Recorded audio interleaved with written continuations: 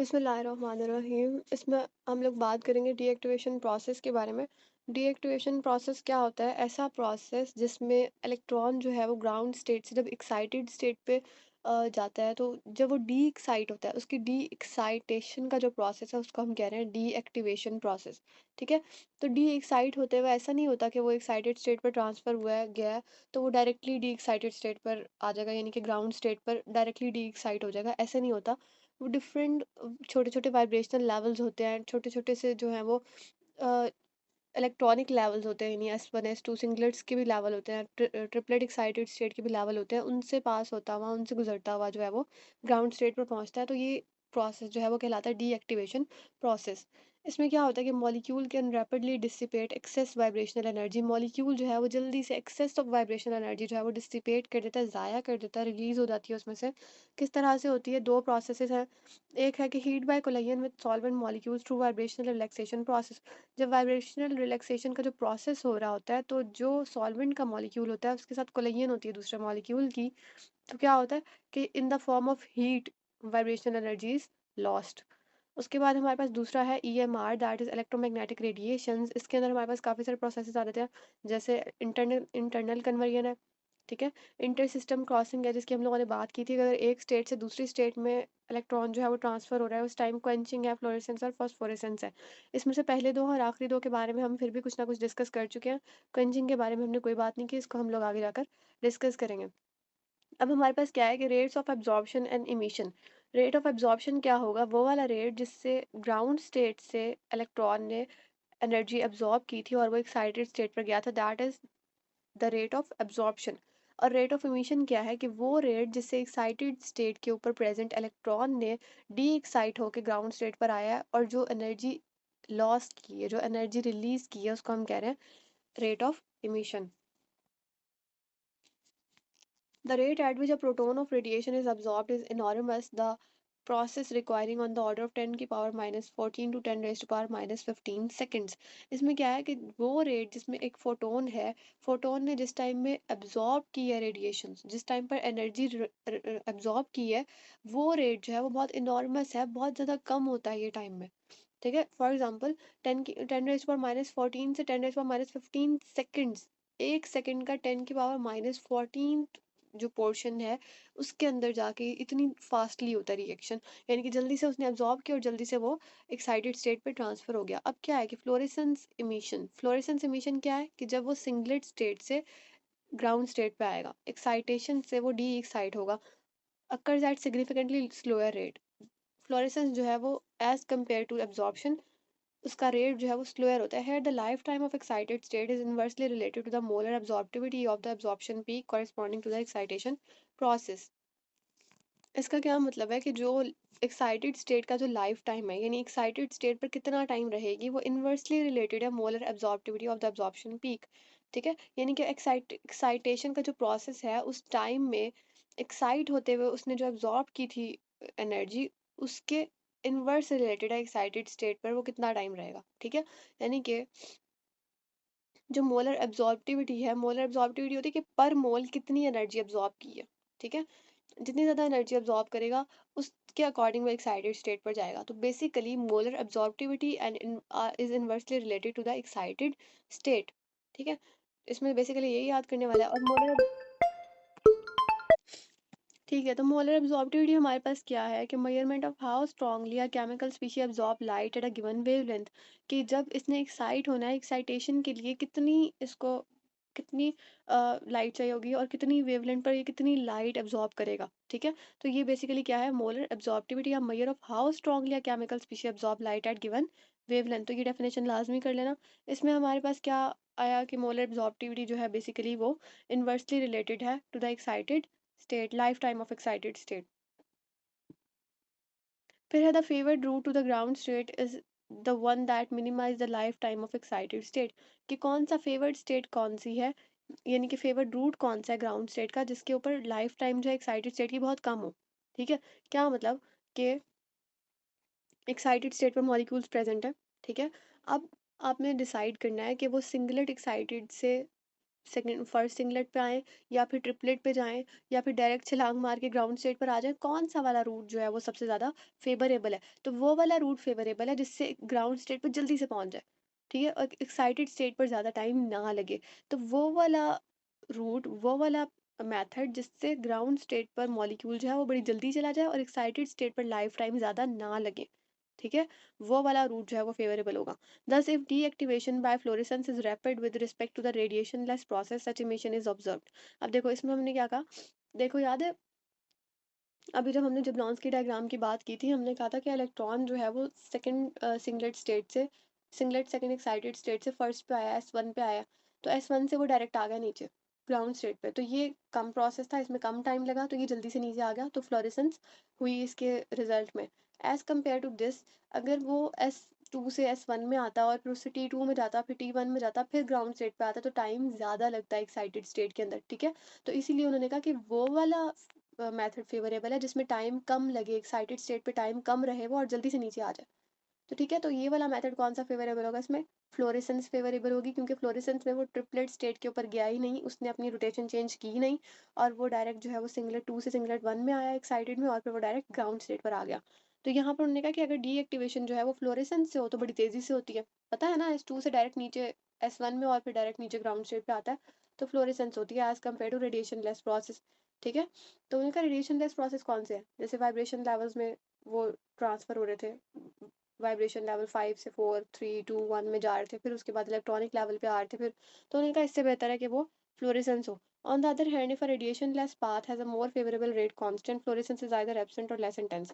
अब उन्होंने कहा कि अगर आपको ऐसे नजर आता है एक प्रोसेस के अंदर, एक डायग्राम में आपको नजर आता है कि रेडिएशन लेस प्रोसेस को अहमियत दी गई है, उसको ज़्यादा फेवरेबल किया गया है, तो आप यकीनन नोट करोगे कि वहाँ पर फ्लोरेसेंस एब्सेंट होगी या बहुत लेस इंटेंस होगी, यानी होगी नहीं। फ्लोरेसेंस जहाँ नहीं होगी वहाँ पे चांस है कि रेडिएशन लेस प्रोसेस हो, otherwise that is not favourable. Favourable process कौन सा है? जिसमें लाइफ टाइम एक्साइटेड स्टेट का जो है वो कम से कम हो, और वो किस में होता है? मोस्टली फ्लोरेसेंस में होता है। अगर फ्लोरेसेंस एब्सेंट हो, फिर चांसेस हैं कि रेडिएशन लेस जो मेथड है, रेडिएशन लेस जो पाथ है उसके थ्रू ग्राउंड स्टेट पर आ जाए एक्साइटेड स्टेट से और डीएक्टिवेशन का प्रोसेस हो जाए, ठीक है? उसके बाद है vibrational relaxation. This relaxation process is so efficient that the average lifetime of a vibrationally excited molecule is 10 raised to power minus 12 seconds or less, a period significantly shorter than the average lifetime of electronically excited state. अब उन्होंने कहा है जो vibrational relaxation है, जो हमने पढ़ा कि V5 से V4 V3 V2 V1 में आता है, तो ये इसको हम कहते हैं वाइब्रेशनल रिलैक्सेशन। अब उन्होंने कहा ये इतनी एफिशिएंट है कि इसका एवरेज लाइफ टाइम जो है वो 10 रेज़ पर माइनस 12 सेकंड्स या इससे भी कम होता है। और ये average life time excited state का जो एवरेज लाइफ टाइम है उससे भी कम है, यानी कि जाहिर है ये छोटे छोटे लेवल होते हैं, इसमें बहुत कम लाइफ टाइम होता है और ये जल्दी जल्दी जल्दी जल्दी जो है वो डी एक्साइट होकर नीचे आ जाता है और इसकी वजह से वाइब्रेशनल एनर्जी भी काफ़ी हद तक लॉस्ट हो जाती है। नेक्स्ट है इंटरनल कन्वेयर। इंटरनल कन्वेयर के बारे में हम पहले भी बात कर चुके थे कि इंटरनल कन्वेयर में क्या होता है कि इंटरमॉलिक्यूलर प्रोसेस है, मॉलिक्यूल के अंदर अंदर होता है, एक ही स्टेट के अंदर होता है।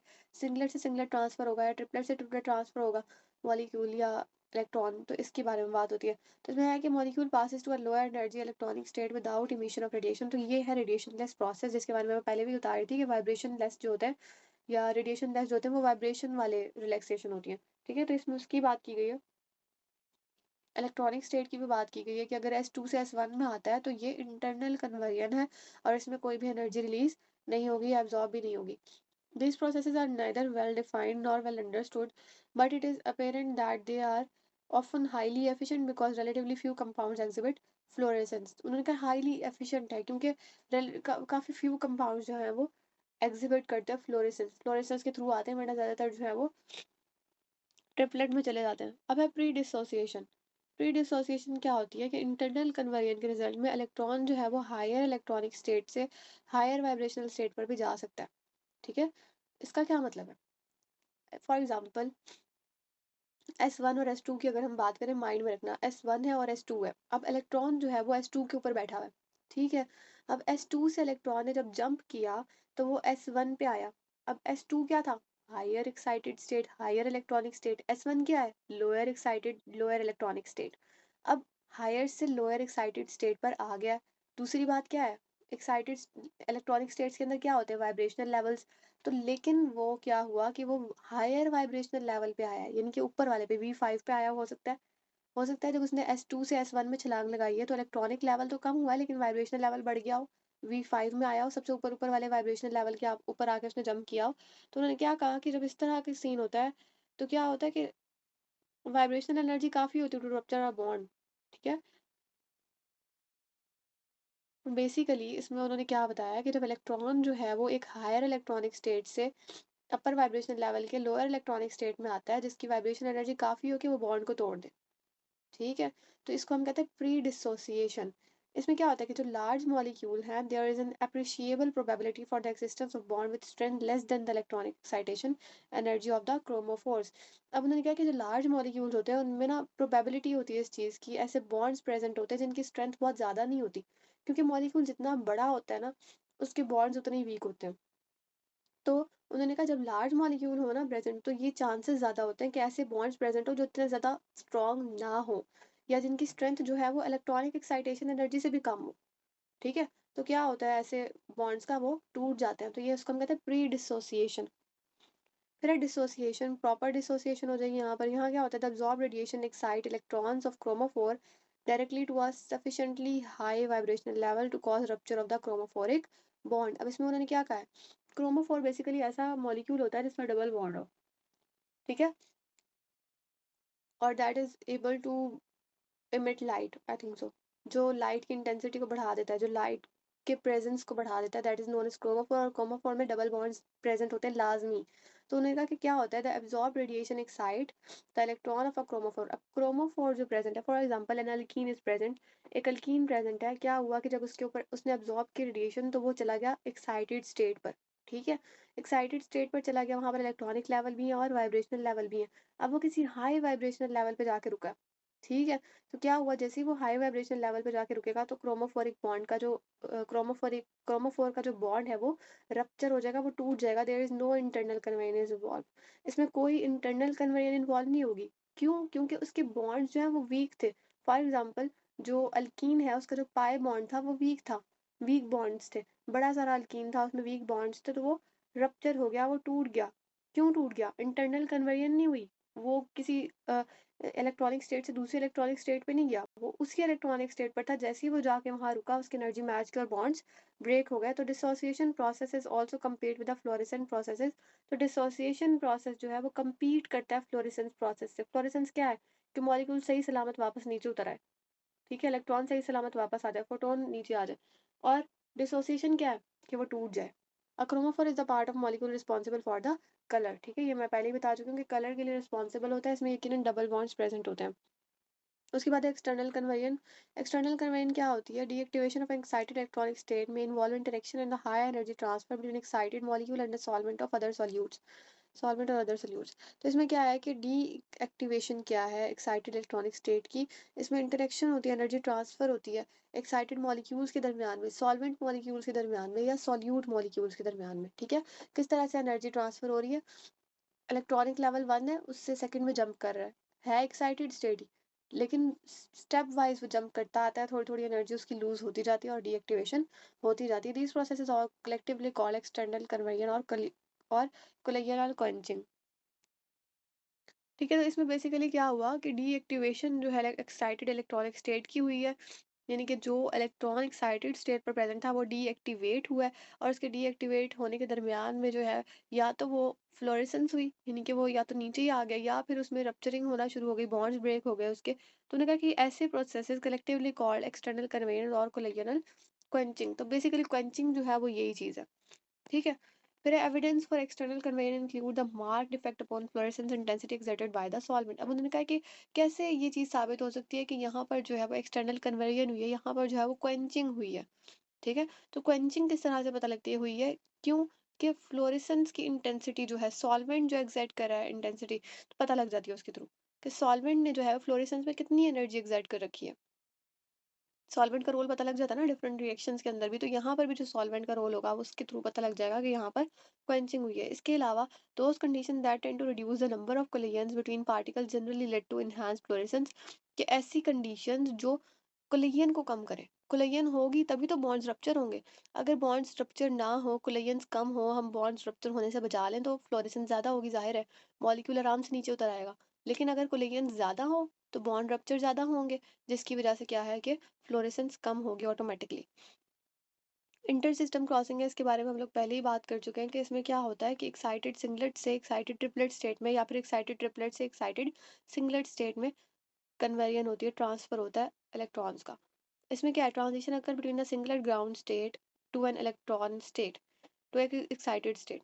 ठीक है, तो इसमें क्या है कि इलेक्ट्रॉन जो है वो एंटी पैरेलल थे या पेयर्ड थे, और बाद में वो पैरेलल बन गए, अनपेयर्ड बन गए। इसके बारे में हम लोग खासी लंबी डिस्कशन कर चुके हैं कि सिंगलेट स्टेट और ट्रिपलेट स्टेट क्या होती है, और एंटी पैरेलल और पैरेलल चीजें, इलेक्ट्रॉन्स कैसे होते हैं। अब है return to ground state is much slower process than fluorescence और फॉस्फोरेसेंस। अब उन्होंने कहा है कि अगर वो सिंपली आए ना ग्राउंड स्टेट पे, तो वो बहुत स्लोअर प्रोसेस है अगर हम फॉस्फोरेसेंस और फ्लोरेसेंस को कंपेयर करें साथ।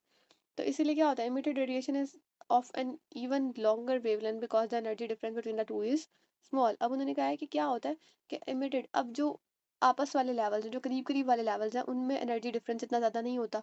ठीक है, तो वेवलेंथ जो है वो और लंबी हो जाती है। Emitted radiation is of an even longer wavelength. ठीक है, तो इमिटेड रेडिएशन जो है वो और ज़्यादा लंबी वेवलेंथ की, जैसे मैंने शुरू में जब हम लोग फर्स्ट लेक्चर में बात कर रहे थे, हमने कहा था कि एनर्जी रिलीज होती है, एनर्जी एब्जॉर्ब होती है जाते हुए एक्साइटेड स्टेट पे, और वापस आते हुए एनर्जी रिलीज होती है। जितनी अमाउंट ऑफ एनर्जी एब्जॉर्ब हुई थी उतनी ही अमाउंट ऑफ एनर्जी रिलीज हो गई, लेकिन फ़र्क कहाँ आया, फ़र्क आया उनकी वेवलेंथ के अंदर। जब वो एब्जॉर्ब कर रहा था उसकी वेवलेंथ बड़ी छोटी थी, उसकी इंटेंसिटी ज़्यादा थी, लेकिन जब वो इमिट कर रहा है उसकी वेवलेंथ बहुत बढ़ गई और उसकी इंटेंसिटी कम हो गई।